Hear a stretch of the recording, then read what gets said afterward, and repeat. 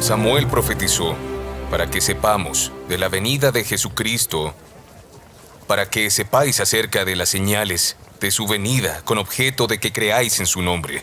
No es razonable que venga tal ser como un Cristo. Esta es una inicua tradición que nos han transmitido nuestros padres. Ya se pasó el tiempo y no se han cumplido las palabras de Samuel. Fijamos un día en el cual se aplicará la pena de muerte a todos aquellos que crean en esas tradiciones. A menos que se verifique la señal. Por favor, vete de aquí, déjalos. No lo haré. Tu fe te destruirá y aún así sigues creyendo. Sí. Seguiremos esperando a fin de saber que nuestra fe no ha sido en vano. ¿Cómo puedes creer las palabras de un lamanita? ¡He aquí! Yo, Samuel, un lamanita, declaro las palabras del Señor que Él pone en mi corazón. Y no pasarán 400 años sin que caiga sobre este pueblo la espada de la justicia. Y fui enviado a vosotros a fin de que recibieseis buenas nuevas, pero no quisisteis recibirme. Así dice el Señor, debido a la dureza del corazón del pueblo de los nefitas, a menos que se arrepientan, les quitaré mi palabra y les retiraré mi espíritu. Pero si os arrepentís y os volvéis al Señor vuestro Dios, yo desviaré mi ira, dice el Señor. Benditos son los que se arrepienten y se vuelven a mí, pero ay del que no se arrepienta. ¡Tomad! Quien comete ¡Tomad una iniquidad piedra! lo hace contra sí mismo. Pues sois libres. Se os permite obrar por vosotros mismos. Pues Dios os ha dado el conocimiento y os ha hecho libres. Él os ha concedido que discernáis el bien del mal. Y os ha concedido que escojáis la vida o la muerte. La mayor parte de ellos se están esforzando ¡Apuntad! por traer al resto de sus hermanos al conocimiento de la verdad. ¡Ahora! Las profecías escritas de los santos profetas los llevan a la fe en el Señor y al arrepentimiento. Esa fe y arrepentimiento que ¡Nunca efectúan fallas! un cambio ¡Otra de vez! corazón en ellos.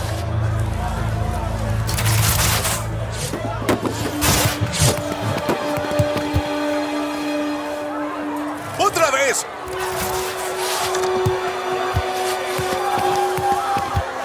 ¡Ahora! ¡A la derecha, a la derecha! Dispara otra vez. No falles. Las flechas y piedras no pueden herirlo.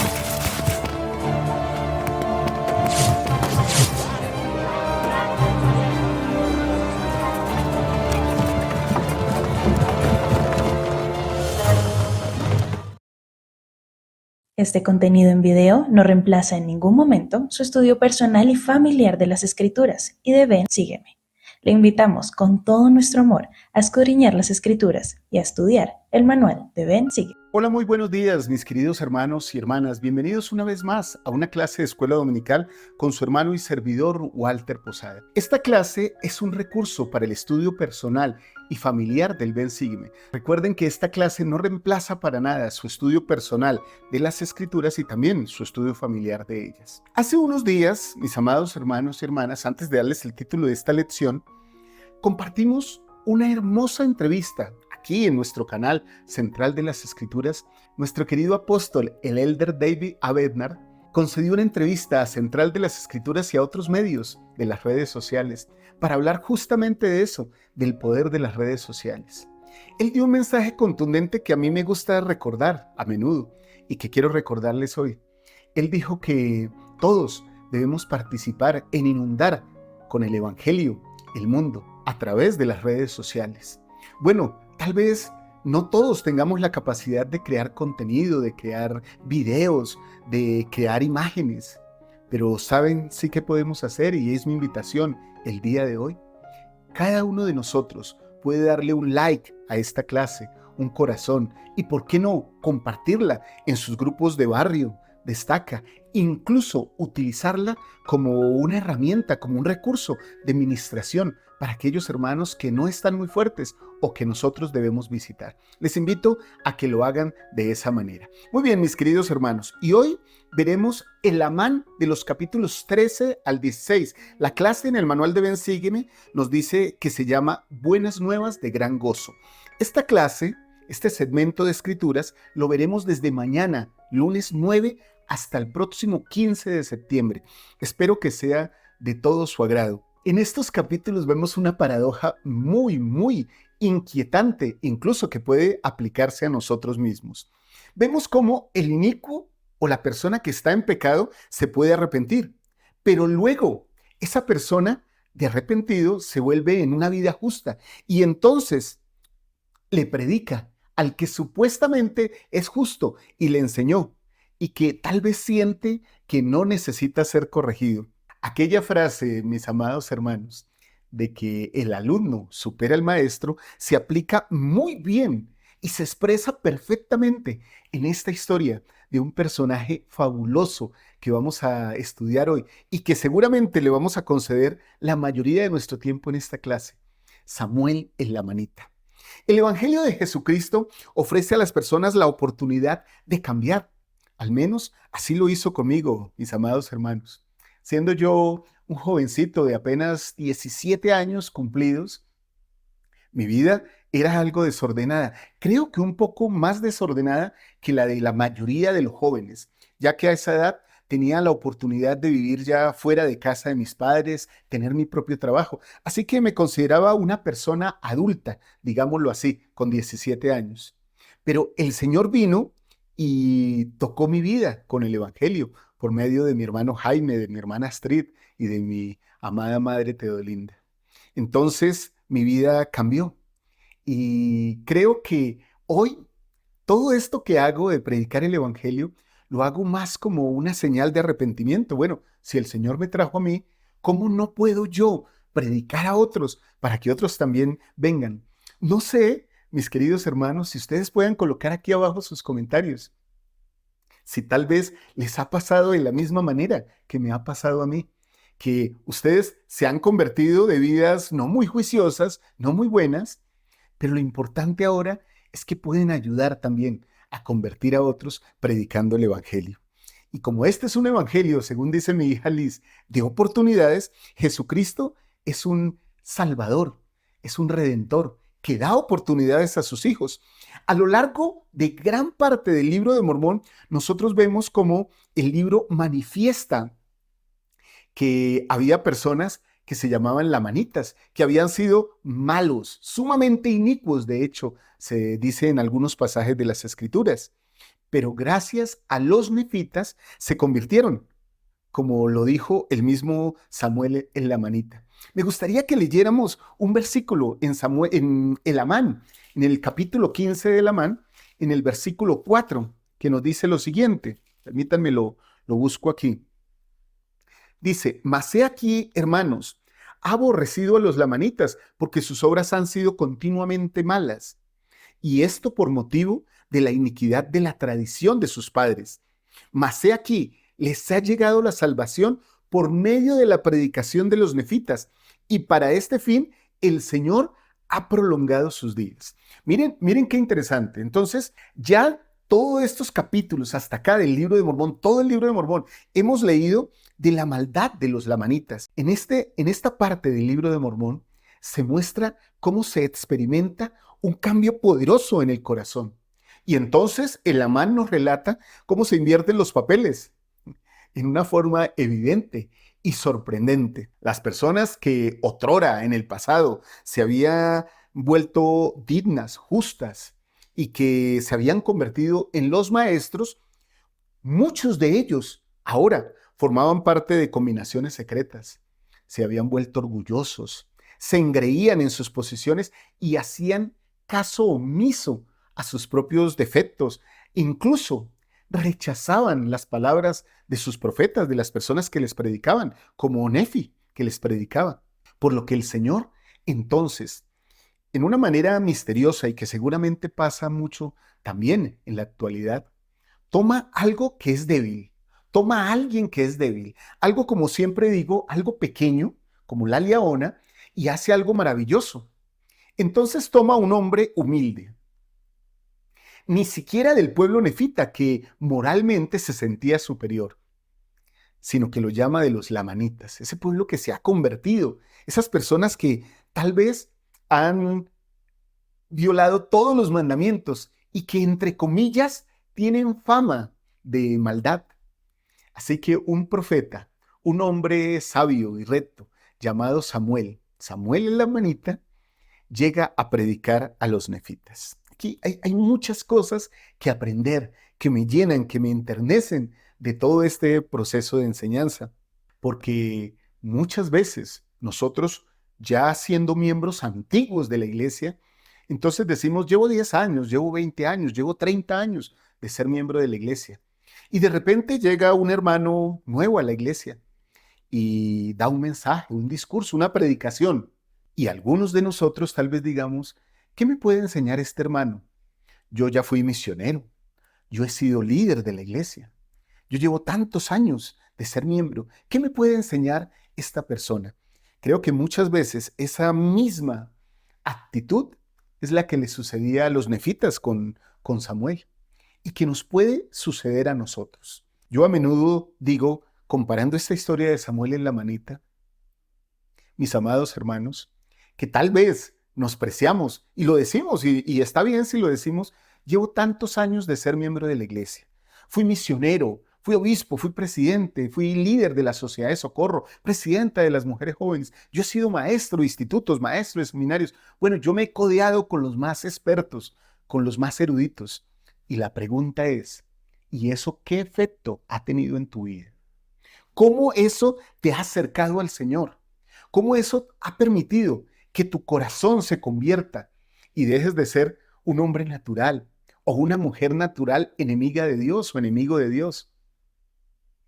Y que eso haya llenado tu corazón hasta inflarlo de orgullo y entonces creer que eres mejor que otros porque, bueno, llevas mucho tiempo en la iglesia. Eres más santo de los últimos días que otros. Cuando la verdad, hermanos, y lo digo desde mi propia apreciación, en la medida que han pasado los años en la iglesia, he llegado a notar que muchas de las falencias que yo creí que tenía superadas, ahora salen a la luz. Muchas de las debilidades que creí que ya había abandonado, aún siguen latentes. Creo que aún no soy el hombre de Cristo que Él esperaría después de tantos años de una relación por convenio con Él. No nos equivoquemos, hermanos. Nuestro tiempo, nuestra condición, no nos habilita para despreciar o para rechazar a alguien porque creamos que tiene menos conocimiento o menos sabiduría o menos preparación que nosotros. Esta era la historia de Samuel en la manita. Quisiera que leyéramos, aplicando esta historia a nosotros mismos, porque las escrituras son para eso. Quisiera que tuviéramos una aclaración doctrinal, pero leamos unos versículos primero. Vamos directamente a las escrituras, al capítulo 13, y leamos los versículos del 1 al 4. Mantengamos esos versículos abiertos en las escrituras. Y sucedió que en el año 866 persistieron los nefitas todavía en sus maldades, sí, en gran iniquidad. Miren lo que sucedía. Mientras que los lamanitas se esforzaban rigurosamente por guardar los mandamientos de Dios según la ley de Moisés. Me encanta esta palabra, rigurosamente. Podría decir, se esforzaban por guardar los mandamientos de Dios, pero decían, se esforzaban rigurosamente. No solo se esforzaban, sino que lo hacían de una manera rigurosa. Rigurosa es seguir el rigor de algo, es seguir la norma de algo. Riguroso significa que uno se atiene y se ajusta a las normas, a las leyes y a los cánones que uno ha aprendido. En el versículo 2 dice lo siguiente: y aconteció que en ese año un tal Samuel, un lamanita, llegó a la tierra de Saraenla y empezó a predicar al pueblo. Y ocurrió que por muchos días predicó el arrepentimiento al pueblo y lo echaron fuera y se hallaba a punto de regresar a su propia tierra. Bueno, creo que ya habíamos visto un caso parecido cuando Alma quiso llegar a la tierra de Antionión y también a la tierra de Amonía, ¿no? Lo rechazan. Y entonces, aunque son profetas de Dios y aunque son hombres de Dios, pues me imagino que el desánimo, la tristeza por no poder cumplir su palabra, pues los desanima. Y entonces piensan, pues aquí no soy bienvenido. Entonces voy a regresar. Pero miren lo que pasa en el versículo 3, como en el caso de Alma y como en el caso de muchos profetas.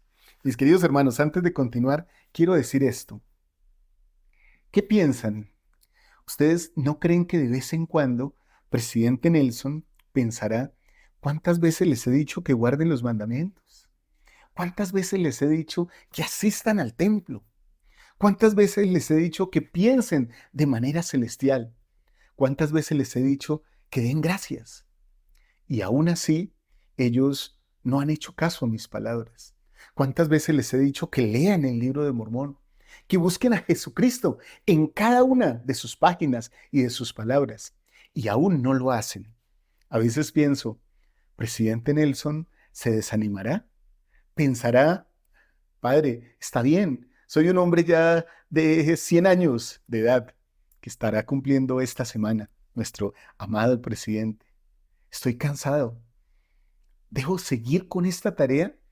Porque tal vez Carlos, tal vez Julio, tal vez Susana, tal vez Antonio siguen mis consejos, pero la mayoría no.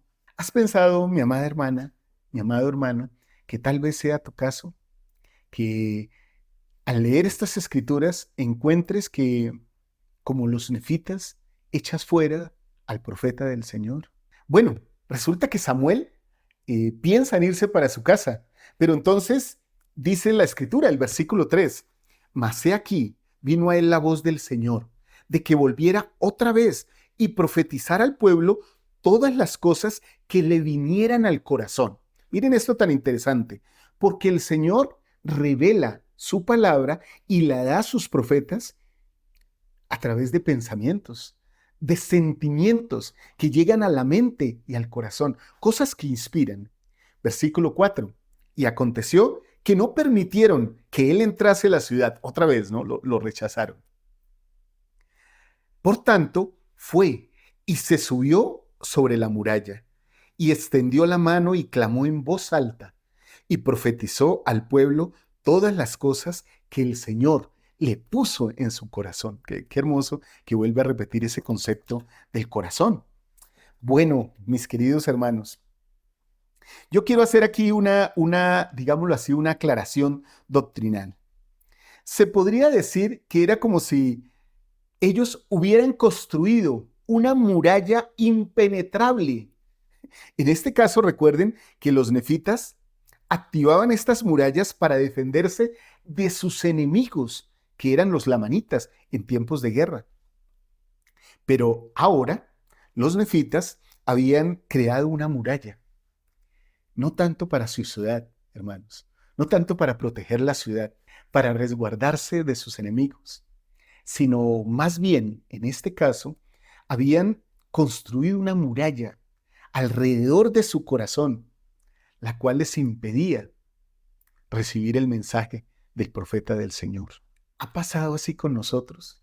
Tal vez es el momento de reflexionar, porque podemos avanzar en más versículos, y lo vamos a hacer, de hecho, pero si nos detuviéramos solo aquí, tal vez he creado yo una muralla alrededor de mi corazón. Entonces no permito que el obispo, porque es un hombre humilde, o el presidente destaca, o las autoridades generales, o el presidente Nelson, porque es un hombre viejo, entrado en años, guíen mi vida con las palabras de Dios. Cuidémonos, mis amados hermanos y hermanas, de ser como los nefitas. Y cuidémonos también de crear murallas que nos impidan oír el mensaje de Dios. Murallas que nos alejen de las experiencias espirituales edificantes, que son finalmente las que nos pueden convertir al Señor. Samuel entendía la importancia del mensaje que debía dar, por eso él demostró fe regresando. Y aunque dice que el Señor le dijo que volviera otra vez y profetizara, y que volvió y no le permitieron la entrada, pues él ¿qué hizo? Subió la muralla.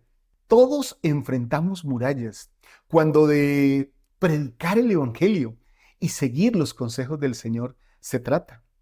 Todos tenemos que ver con personas que tal vez no quieran oírnos, que nosotros demos nuestro testimonio de Jesucristo, que de seguro vendrá, e invitemos a todos a creer en su nombre. Y aún así, mis amados hermanos, no todos nos escucharán. Me encantó también, y sigo haciendo énfasis, si aún no la han visto, vean la entrevista que tuvo Pepe con el Elder Bednar, un miembro del quórum de los 12 apóstoles, un profeta del Señor.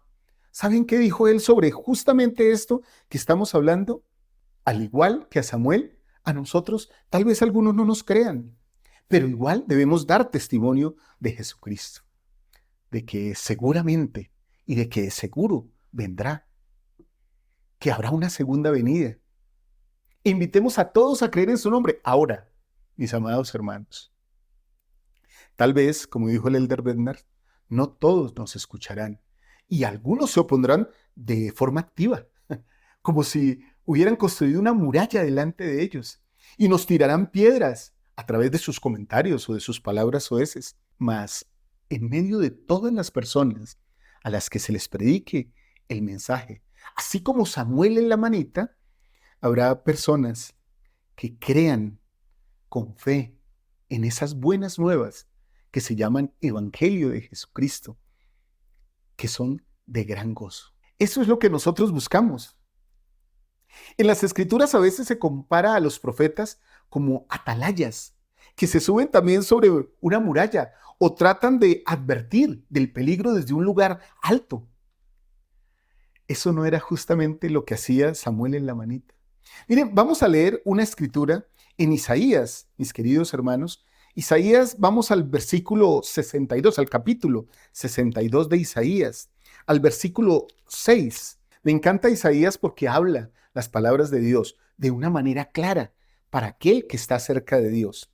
En el versículo 6 de ese capítulo 62 de Isaías dice, oigan esto, sobre tus muros, oh Jerusalén, he puesto guardias que no callarán ni de día ni de noche. Los que os acordáis de Jehová, no descanséis. Me llamaba la atención como hace un tiempo, ¿recuerdan que el presidente Holland del quórum de los 12 estuvo enfermo? Y nos comentó que había tenido, en medio de su enfermedad, una experiencia espiritual maravillosa, donde se le invitó a servir de una manera más profunda, más juiciosa, más denodada, más entregada.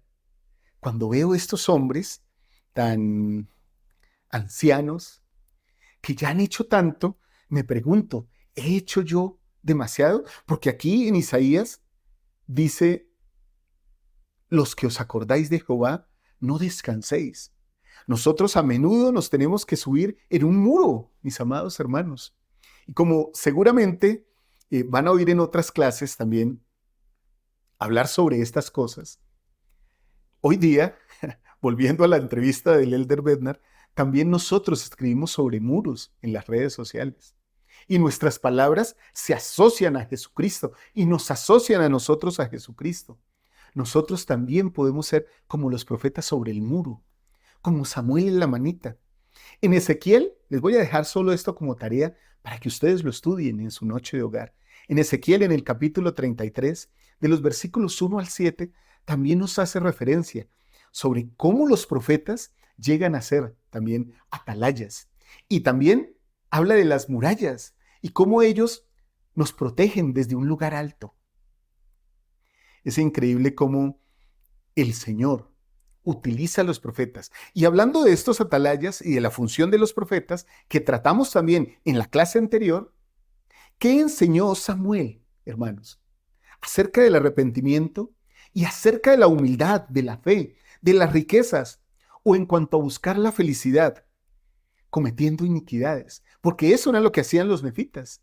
Cometían iniquidades y creían que todo iba a pasar por alto, que las cosas iban a seguir bien en su vida.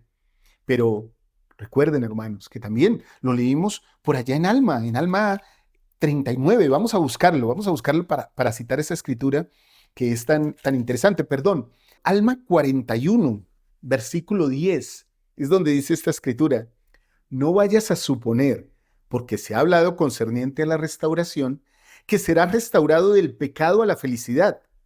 He aquí te digo que la maldad nunca fue felicidad, porque los nefitas pensaban en algún momento como nosotros podemos llegar a pensar. Todo lo que hago, mira cómo la vida me sonríe, mira todo lo que me está pasando, mira los cargos que tengo, los llamamientos que tengo en la iglesia, todo está bien, no tengo de qué arrepentirme. Pero mis queridos hermanos, la felicidad no viene si hay iniquidad o hay pecado en nuestro corazón o hay orgullo en nuestro corazón. Y a eso me quiero referir. Cuidémonos del orgullo, porque creo que la gran tristeza, la gran calamidad de los nefitas era el orgullo que había en su corazón. Podríamos, de hecho, leer discursos recientes de la Conferencia General en busca de las advertencias que hacen los profetas de hoy día, que nos hacen a nosotros a través de su palabra y que el Señor nos hace llegar. Yo cité algunas hace un momento. Vayan al templo más regularmente. Piensen de manera celestial. Den gracias. Lean el libro de Mormón. Busquen a Jesucristo en las Escrituras. Bueno, tantas cosas que nos invita nuestro profeta. El manual de Ven, Sígueme nos invita a buscar otros patrones que nos ayuden a entender las Escrituras, que nos ayuden a entender las palabras de los profetas. Porque esto del ciclo del orgullo es un patrón y es un patrón reiterativo. Voy a tomar algo de un manual de institutos. No voy a hacer referencia de él ahora para que no nos salgamos del foco. Pero esto para su estudio personal, mis amados hermanos y hermanas. Busquen patrones reiterativos al leer las Escrituras. Un patrón, lo voy a leer directamente, es un plano o modelo que puede usarse como guía para realizar alguna tarea. En las Escrituras encontramos patrones o modelos que muestran cómo el Señor lleva a cabo su obra, como por ejemplo el hecho de que Él envía a sus siervos a amonestar al pueblo. Ese es un patrón reiterativo que podemos ver en las Escrituras. Desde que empezó el libro de Mormón, vimos a Leí predicándole al pueblo sobre sus iniquidades, que tenían que arrepentirse. ¿Y qué sucedió? Lo echaron. Luego vemos a Nefi predicándole a sus hermanos. ¿Y qué sucedió? Trataron de matarlo. Y luego encontramos por allá a Abinadí. ¿Y qué hizo con el pueblo del reino con los sacerdotes? Predicarlos. ¿Qué hicieron? Lo mataron. Luego vemos a Alma y a Mulek, y también trataron de matarlos. Y así el pueblo rechaza a los profetas del Señor. Ese es un patrón reiterativo. Todos los profetas llaman al arrepentimiento y también nos llaman a ser más como Cristo. Nos piden que nos acerquemos a Cristo. Yo me uno a esa petición profética con mucho respeto y siempre por eso digo en estas clases, seamos un poquito, hermanos, al menos un poquito cada día más semejantes a nuestro Salvador Jesucristo. Porque ese es un patrón reiterativo que enseñan los profetas. Quiero leer unos versículos en el libro de Mormón. Quiero ir otra vez a Elamán 13 y quiero ir a los versículos 6 y 11. Voy a ir a esos versículos y los voy a leer porque creo que es importante que nosotros recordemos este patrón reiterativo para que no suceda en nuestras vidas. Miren esta advertencia de Samuel, y son las advertencias de los profetas durante todos los tiempos. Sí, una grave destrucción espera a los de este pueblo, y ciertamente les sobrevendrá, y nada puede salvar a los de este pueblo sino el arrepentimiento y la fe en el Señor Jesucristo, que de seguro vendrá al mundo y padecerá muchas cosas y morirá por su pueblo. Interesante, una advertencia fuerte, poderosa. Y en el versículo 11 nos dice otra advertencia, pero ya una advertencia de esperanza, llena de dulzura. Pero si os arrepentís y os volvéis al Señor vuestro Dios, yo desviaré mi ira, dice el Señor. Sí, así dice el Señor. Benditos son los que se arrepienten y vuelvan a mí, pero hay de aquel que no se arrepiente. Esta noche, como todos los domingos, de paso, quiero invitarles, mi hija y yo, en nuestras redes sociales, hacemos una charla dominical donde compartimos más de estos principios. Y seguramente esta noche, hermanos, nos centraremos más en esta oportunidad que el Señor da, en estas advertencias de perdón, de bendición, de oportunidad, más que en las de destrucción. Pero es un hecho que todas las cosas pasan y son consecuencia de nuestras propias acciones. Esta noche quiero invitarles ahí a la charla dominical para que nos puedan acompañar con mi hija Liz, ahí donde hablamos como padre e hija de este evangelio. Muy bien, mis amados hermanos y hermanas, quiero compartir con ustedes algo que dijo presidente Nelson sobre estas advertencias. Pero estas advertencias van profundamente ligadas con el arrepentimiento. Siempre los profetas están invitando a que nos arrepentamos. Hace años oí una historia de una autoridad general que dio un discurso muy fuerte, por cierto, sobre el arrepentimiento.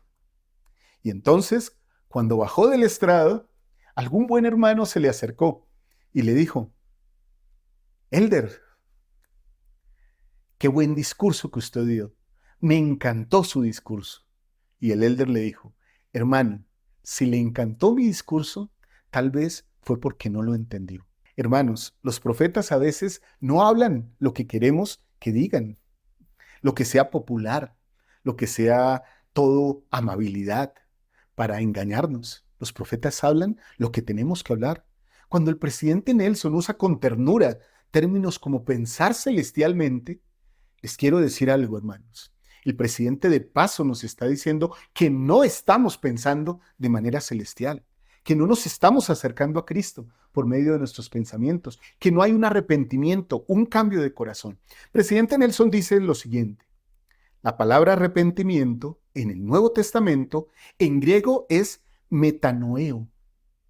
El prefijo meta significa cambio. El sufijo noeo significa o se relaciona con palabras griegas que significan mente, conocimiento, espíritu y aliento.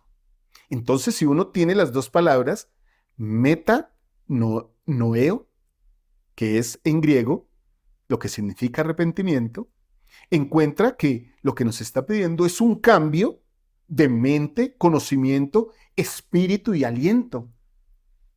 Si comparamos esta frase del presidente Nelson con lo que nos dice la guía de las Escrituras sobre el arrepentimiento, vamos a encontrar algo muy, pero muy similar, hermanos. Y a mí me encanta esta definición que trae la guía de las Escrituras sobre la palabra arrepentimiento. Miren lo que nos dice: un cambio que se efectúa en el corazón y en el modo de pensar, lo cual significa adoptar una nueva actitud en cuanto a Dios, en cuanto a uno mismo y en cuanto a la vida en general.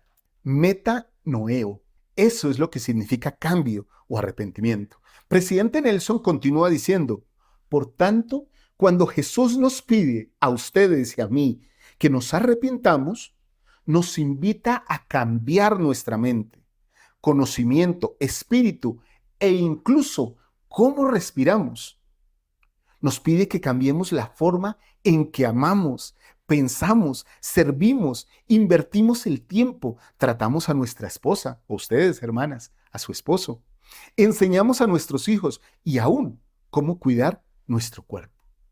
Este fue un discurso fabuloso que se llama Podemos actuar mejor y ser mejores. Está en la Liaona de mayo de 2019. Porque si les interesa leerlo, lo pueden leer. Y esta semana, de hecho, lo analizaremos en el club de lectura, ese discurso. Podemos actuar mejor y ser mejores. Qué palabras tan hermosas. También me encanta mucho el consejo que dio el presidente Ballard sobre seguir a los profetas y sus consejos, sus palabras. Él dice, miren esto, hermanos, pongamos toda nuestra atención. Ahora bien, mis queridos hermanos y hermanas, les ruego que pongan atención a lo que han enseñado los líderes de la iglesia. Pongan en práctica las enseñanzas que les ayudarán a ustedes y a sus familias. Llevemos todos a nuestros hogares, sin importar las circunstancias familiares, las enseñanzas de los profetas y apóstoles, a fin de fortalecer nuestras relaciones el uno con el otro y con nuestro Padre Celestial y con el Señor Jesucristo. Y miren esto tan hermoso. Les prometo, en el nombre del Señor, que si escuchan no solo con sus oídos, sino también con sus corazones, qué hermoso, el Espíritu Santo les manifestará la verdad de los mensajes dados por el presidente de la iglesia, sus consejeros, los apóstoles y los demás líderes de la iglesia. El Espíritu les indicará lo que deben hacer en forma individual y como familias, con objeto de seguir nuestro consejo para que se fortalezcan sus testimonios y tengan paz y gozo. Este comentario lo encuentran en La Liaona de julio de 2001. ¿Qué comentario tan poderoso? ¿Qué cosa tan hermosa la que nos indica aquí el presidente Ballard? Y bueno, como dice el libro de Mormón, el presidente Ballard lo dice. Y por el poder del Espíritu Santo, nosotros podemos conocer si estas cosas son verdad. Si ponemos atención, nuestro corazón, les aseguro, mis amados hermanos, que se ablandará, que dejará ser un corazón de piedra y se convertirá en un corazón de carne, que traerá gozo, amor y esperanza para nuestra vida. Yo personalmente, mis amados hermanos, he tenido la bendición de ir ablandando mi corazón poco a poco. Siento que ese hombre reactivo, ese hombre que siempre tenía que ganar todas las discusiones con razonamientos, esa persona que a veces no tenía buenas relaciones con otras, porque primero primaba su razón antes que la relación. Contrario a lo que había dicho el presidente Hinckley, primero la relación antes que la razón. Creo que poco a poco mi corazón ha ido cambiando. Me gustaría, si es posible, hermanos y hermanas, que ustedes también me pudieran contar cómo su corazón ha cambiado al escuchar las palabras del Señor. Cómo ese cambio, ese arrepentimiento se ha efectuado en sus vidas. Y cómo han cambiado en su forma de pensar en cuanto a Dios, en cuanto a ustedes mismos y en cuanto a la vida en general. Porque saben, hermanos, eso es una muestra de nuestra conversión. ¿Qué les está indicando el Espíritu en este mismo momento, hermanos? Porque lo importante, aunque es muy importante lo que dijo el presidente Ballard y lo que están ustedes escuchando en esta clase, lo importante es lo que el Espíritu susurra en este momento a su corazón. De hecho, yo les hago una pregunta. ¿En qué sentido el arrepentimiento es diferente a tan solo cambiar de comportamiento? Porque yo puedo decir, bueno, yo antes era así y ahora ya he cambiado. Pero, ¿cómo se diferencia el arrepentimiento del solo cambio de comportamiento? ¿Y por qué es importante tomar la invitación de arrepentirme y venir a Dios con un corazón quebrantado por medio de la expiación de Jesucristo? Si pueden, respondan todas esas preguntas aquí abajo, mis amados hermanos. Para mí será un gusto leerlas. De hecho, en esta invitación que nos hace el Elder Bednar de compartir el Evangelio en las redes sociales, como lo dije al principio, no todos crearemos videos, pero ¿sabes? Tu comentario aquí abajo de este video ya está haciendo que tú prediques el Evangelio en las redes sociales. Deja tu comentario. Tal vez alguien lo vea, tal vez yo lo vea y mi corazón cambie gracias a tu testimonio. Así que espero que puedas compartirlo conmigo. Muy bien, pasemos ahora a unas profecías específicas que Samuel en la manita compartió. Estas profecías son sobre el nacimiento y la muerte de Jesucristo. Vamos a leer sobre el nacimiento del Salvador. En el Amán 14, en ese capítulo, en los versículos 2 al 7, miren lo que Samuel en la manita dice sobre el Salvador Jesucristo y su nacimiento. Y les dijo, he aquí os doy una señal, porque han de pasar 5 años más. Y aquí entonces viene el Hijo de Dios para redimir a todos los que crean en su nombre. Y aquí os daré por señal al tiempo de su venida, porque aquí habrá grandes luces en el cielo, de modo que no habrá oscuridad en la noche anterior a su venida. al grado de que a los hombres les parecerá que es de día. Por tanto, habrá un día y una noche, y un día como si fuera un solo día, y no hubiera noche. Y esto os será por señal, porque os percataréis de la salida del sol, y también de su puesta. Por tanto, sabrán de seguro que habrá 2 días y una noche. Sin embargo, no se oscurecerá la noche, y será la noche antes de que él nazca. Qué hermoso. Y aquí aparecerá una estrella nueva, tal como nunca habías visto, y esto también os será por señal. Y aquí esto no es todo, habrá muchas señales y prodigios en el cielo, y acontecerá que os llenaréis de asombro y admiración, a tal grado que caeréis al suelo. Ahora, mis amados hermanos y hermanas, yo pienso en estas profecías y digo, qué profecías tan claras. Era una cosa poderosa. Rara vez, les digo hermanos, ustedes van a encontrar en las Escrituras, en su estudio personal, una profecía que cite el tiempo exacto en que va a suceder. Porque Samuel lo dice aquí. Han de pasar 5 años, exactamente 5 años, para que sucedan estas cosas. Cosas maravillosas, no cualquier cosa, sino cosas maravillosas que invitaban al pueblo realmente a creer en Cristo. Ahora, este era un pueblo bastante duro, que no nos pase a nosotros igual, ¿no? Este pueblo era duro. Por eso las señales tenían que ser muy claras. Samuel nos invita a que nos preparemos para recibir al Señor e invita a su pueblo, a los nefitas y a los lamanitas a prepararse. Y sucederá que el que creyere en el Hijo de Dios tendrá vida eterna. Y he aquí, así me ha mandado el Señor por medio de su ángel, que viniera y os diera esto. Sí, me ha mandado que os profetizara estas cosas. Sí, me ha dicho, clama a este pueblo, arrepentíos y preparad la vía del Señor. Estas palabras de prepararnos, queridos hermanos, me recuerdan también palabras del presidente Nelson y palabras de otros profetas. Nosotros estamos haciendo obras importantes en esta tierra para preparar esta tierra para la segunda venida del Señor.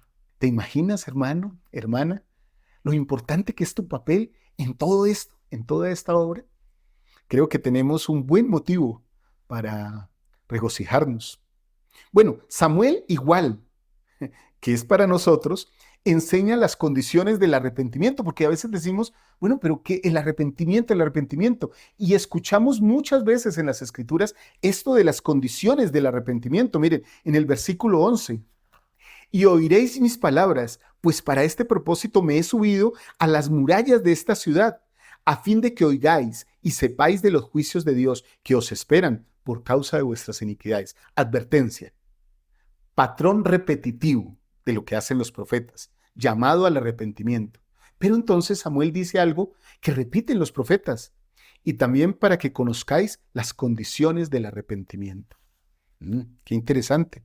Pero, ¿cuáles son esas condiciones del arrepentimiento?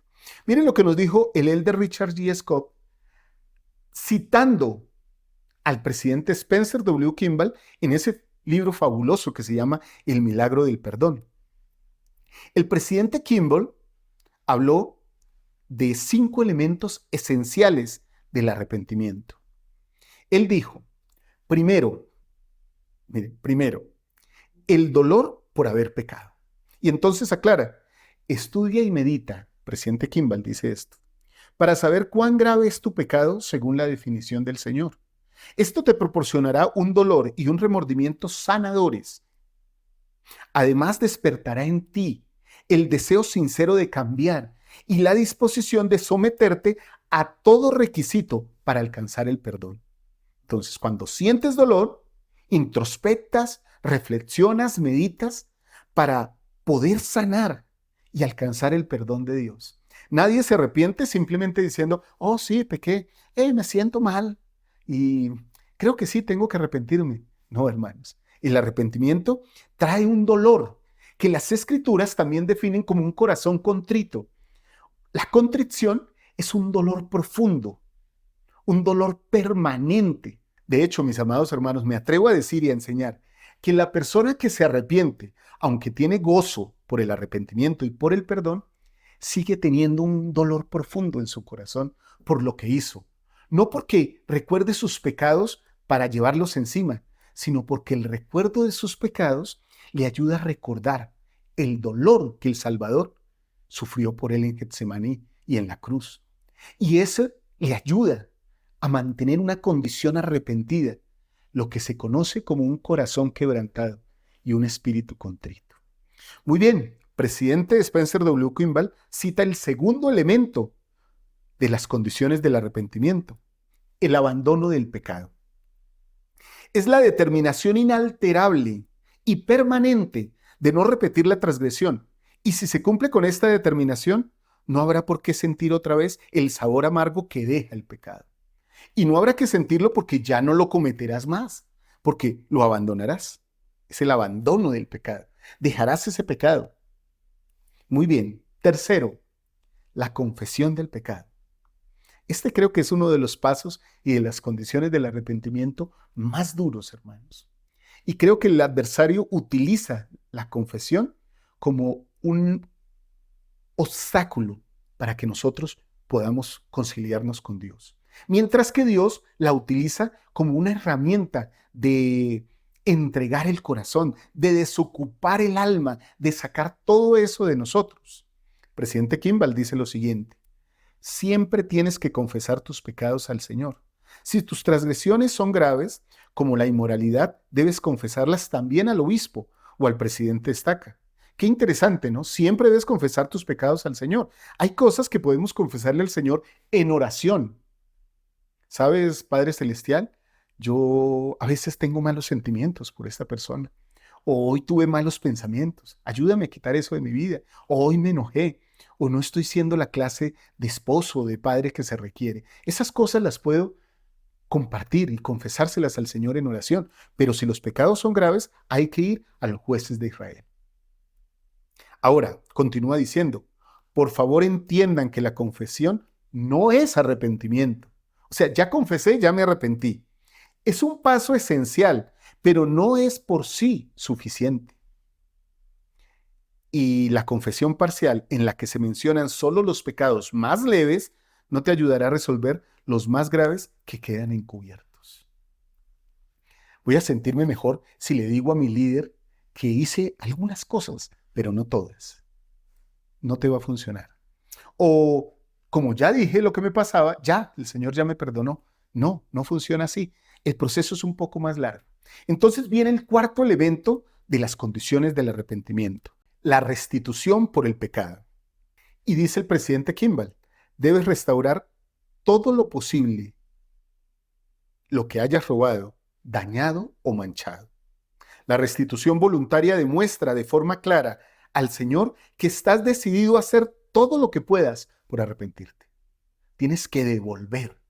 Hay cosas que son difíciles de devolver, restaurar. La reputación de alguien, la honra de alguien. Pero el Señor te mostrará el camino para restaurar todo en la medida en que tengas que hacerlo, incluso con creces, incluso más de ser necesario. Quinto elemento de las condiciones del arrepentimiento: la obediencia a todos los mandamientos.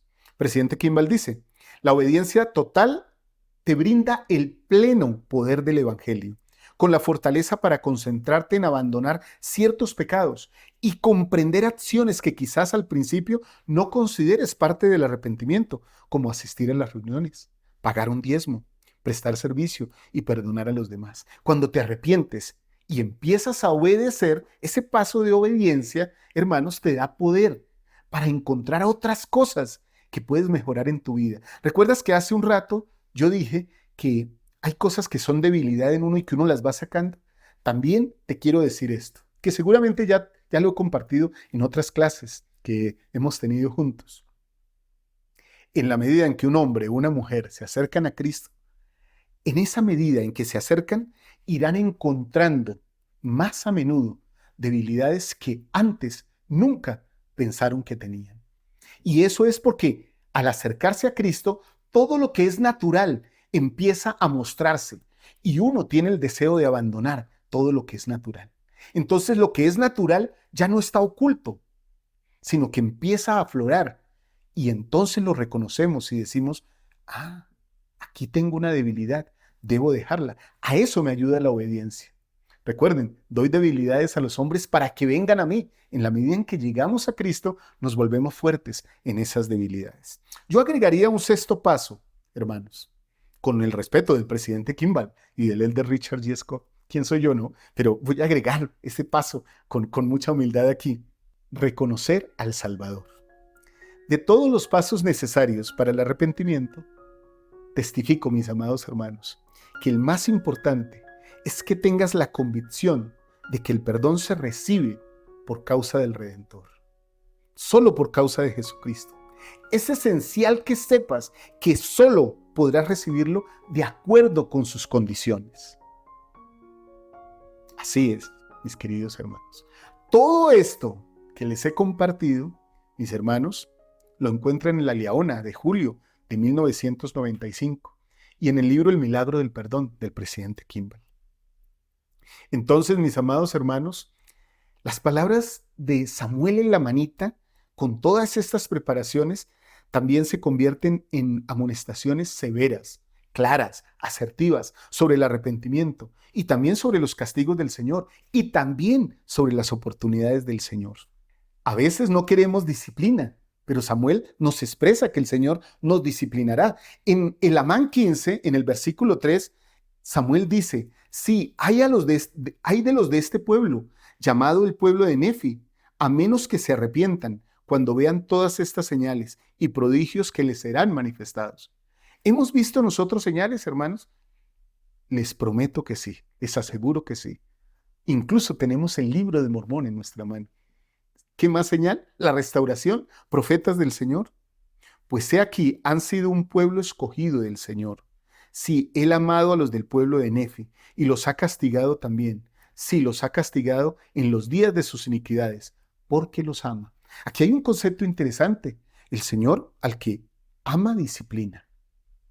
La disciplina es un medio de castigo que el Señor utiliza para amar y corregir a sus hijos. Es una muestra de amor y no una muestra de odio. El elder D. Todd Christofferson del Quórum de los 12 Apóstoles dijo lo siguiente, hermanos. Me gustaría hablar de una actitud y una práctica particular que debemos adoptar si deseamos satisfacer las altas expectativas de nuestro Padre Celestial. Es esta. Poderosa, hermanos. Es para mí. Si quieren, no la escuchen, porque es para mí. Aceptar la corrección con buena disposición e incluso buscarla. La corrección es fundamental si deseamos moldear nuestra vida conforme a un varón perfecto, es decir, a la medida de la estatura de la plenitud de Cristo. Qué poderoso, como está en Efesios 4, ¿no? Pablo dijo de la corrección o la disciplina divinas lo siguiente, porque el Señor al que ama, disciplina. Yo lo cité hace un rato, eso está en Hebreos 12, en el versículo 6. Aunque suele ser difícil de sobrellevarlo, verdaderamente debemos alegrarnos de que Dios nos considere dignos del tiempo y la molestia para corregirnos. El Señor dedica tiempo a corregirnos. Se toma la molestia de corregirnos, hermanos. La disciplina divina tiene por lo menos 3 propósitos. Miren esto. 1, persuadirnos al arrepentimiento. 2, purificarnos y santificarnos. Y 3, a veces reorientar nuestro rumbo en la vida hacia lo que Dios sabe que es un mejor camino. Eso el elder Christofferson lo dijo en la conferencia general de abril de 2011. Lo pueden encontrar ahí. De hecho, creo que este discurso también lo podemos analizar esta semana en el club de lectura, porque es fabuloso y se aplica a lo que estamos aprendiendo esta semana. ¿Cómo, hermanos, la disciplina es una señal de amor? ¿Alguna vez han sido disciplinados por el Señor? ¿Han sentido su amor a través de esa disciplina? Si pueden, por favor, coloquen sus respuestas aquí abajo para que todos las leamos y seamos nutridos por la buena palabra, los unos y los otros. El Señor manifiesta, hermanos, les testifico, su misericordia a través de la disciplina. Conmigo lo ha hecho. He derramado lágrimas muchas veces Y a veces incluso en oración he alzado mi voz y le he dicho, Padre, ¿por qué? ¿Por qué eres tan fuerte conmigo? Y entonces, tal vez como estos versículos, escucho una voz interna que me dice, porque te amo mucho, porque así es la disciplina del Señor. Y porque el Señor amaba mucho a los nefitas, fue que envió a Samuel el lamanita para que les predicara todas estas cosas que para ellos fueron durísimas, porque su corazón estaba duro como piedra, pero que para nosotros debieran ser alentadoras y llenas de esperanza, porque nuestro corazón, al lado de Jesucristo y por los convenios que hacemos, debe estar blandito, debe ser un corazón de carne. Muy bien, hermanos, terminemos con el capítulo 16. Samuel pasa a despedirse. Y aquí se hace una relación entre cómo reaccionan los inicuos a los comentarios o a las amonestaciones de los profetas del Señor. El presidente Radad Benson habló acerca de cómo esas personas reaccionan cuando los profetas hablan. Porque eso fue lo que hicieron los nefitas, ¿no? Lanzaron piedras, flechas, quisieron matar a Samuel. Y dicen que él se descolgó, ¿no? De la muralla, dicen las escrituras, y no se supo más de él. Fue a vivir entre los lamanitas. Qué hermoso, hermanos, que los profetas hacen eso. Miren lo que dijo el presidente Benson. El profeta no va a ser forzosamente popular en el mundo o entre las personas mundanas. Al revelar la verdad, el profeta, la gente se divide. Los de corazón sincero dan oído a sus palabras, mientras que los que no son rectos no le hacen caso, luchan contra él. Cuando el profeta señala los pecados del mundo, los mundanos quieren cerrarle la boca o hacer de cuenta que él no existe, en lugar de arrepentirse de sus pecados. La popularidad jamás sirve para comprobar la verdad. Algo no es verdad porque sea popular. Muchos profetas sufrieron la muerte o el exilio.